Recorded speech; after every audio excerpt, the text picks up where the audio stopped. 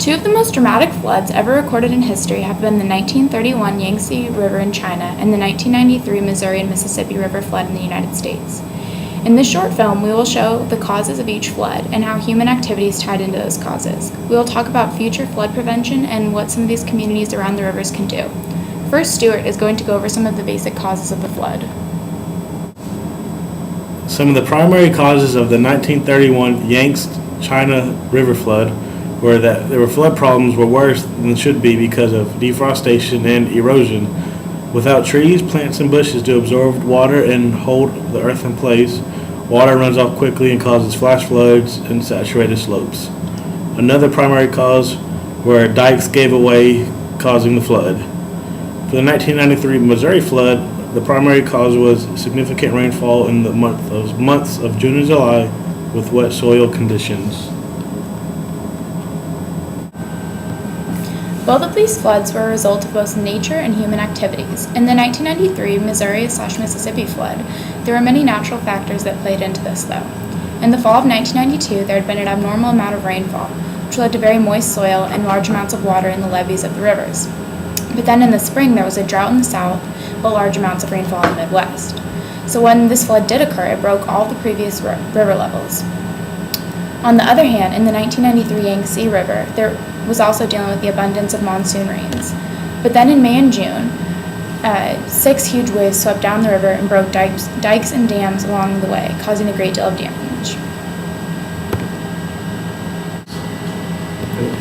Now, humans cannot change the amount of rainfall that areas get, but the great damage of these floods was heavily impacted on by previous actions of humans.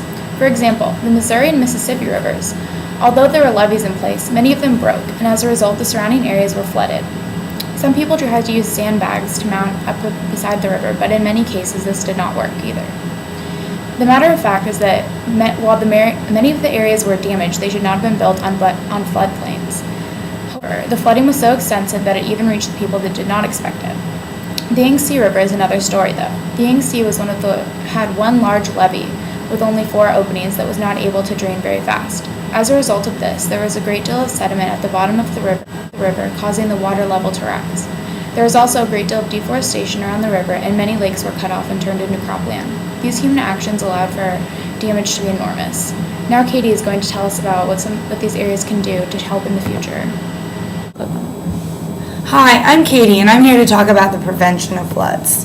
The 1993 Mississippi River flood and the 1931 Yangtze River flood were tragic events that we would like never to happen again. Unfortunately, we cannot control nature, but there are some things that people living in these areas should do. First, people living in the Yangtze region need to educate themselves about how to protect their families and homes. This starts by becoming aware of the monsoon seasons, because at this time of year, it's extremely dangerous, and it's when the area is most prone to flooding. These people should have to move to higher grounds each season in preparation for the worst possible damage. For people living in the Mississippi and Missouri River region, they also need to be aware of the risks of living by these rivers. People need to adapt to nature's ways, and if possible, try not to build on floodplains. They should know what they are risking if they do choose to live on floodplains, and they should be ready to leave in the event of a flood.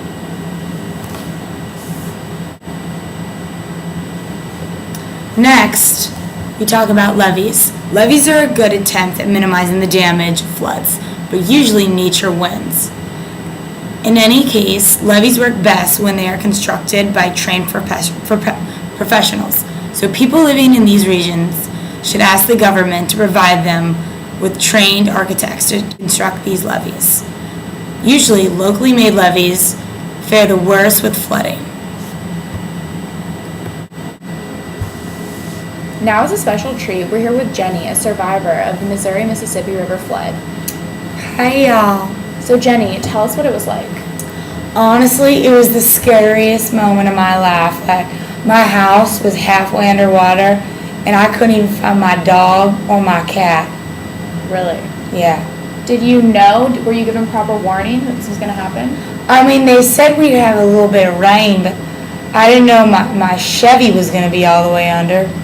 They didn't tell you that there was going to be, they didn't tell you the levee was going to break most likely or anything like that?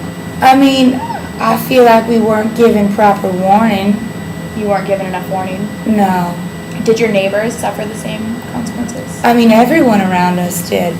We all didn't know what to do. There wasn't any way to prevent it. When you bought your home, did you know that you were living on a floodplain? No, quite honestly, no. I didn't. If you had known, would you have purchased your home on the floodplain? Heck no. After all that crap, never again. So you're moving now? I advise all of you out there, if you're living on a floodplain, not a good idea. It's good advice. Oh, hello? I'm in an interview. Okay. I love you. Sorry. Well, thank you for that. Thank you for telling us about your experience.